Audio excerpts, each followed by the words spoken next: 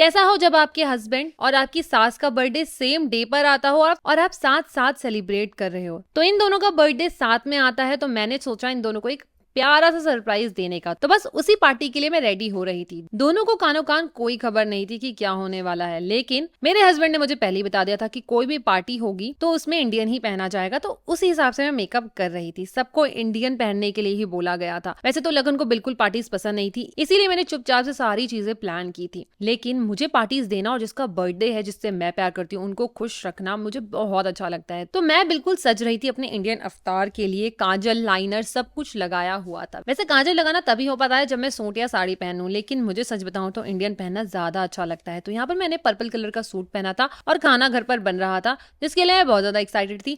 Party भी घर पर ही थी, जो हमने भी रिसेंटली घर खरीदा था। उसी की टेरेस को मैंने बहुत अच्छे से डेकोरेट करवाया था और गिफ्ट्स भी आ चुके थे। सब चीजें डन थी क्योंकि ये काफी टाइम से प्लान चल रहा था, 2-4 दिन पहले से नहीं। वेल, यहाँ पर बहुत ही बड़ा केक मैंने मंगाया था दोनों के लिए और स्वागत के लिए फूल सजाए हुए थे। इन सब में से किसी को नहीं पता था कि अंदर है क्या, लेकिन दोनों को ये पता था कि सरप्राइज बहुत तगड़ा है। इसीलिए दोनों की आंखें मैंने बंद करवाकर ले चली बाहर की तरफ। सब बहुत ज्यादा खुश थे और इन दोनों से ज्यादा मैं खुश थी, क्योंकि हमारा सेलिब्रेशन हो ही इतना जबरदस्त तरीके से रहा था। यहाँ पर मैंने केक दोनों माँ बेटे को डेडिकेट करते हुए बनवाया था। अब बारी थी केक कटिंग की। आप सबके कपड़े देख सकते हो, A to Z सब ने, घर वालों ने पहने हुए थे इंडियन ड्रेसेस, जैसे कि मेरे हस्बैंड ने कहा था। केक कटिंग हो रही थी, सब एक दूसरे को खिला रहे थे और मैं बहुत ज्यादा खा रही थी क्योंकि मैं बहुत खुश थी, क्योंकि आज मेरे हस्बैंड का बर्थडे था।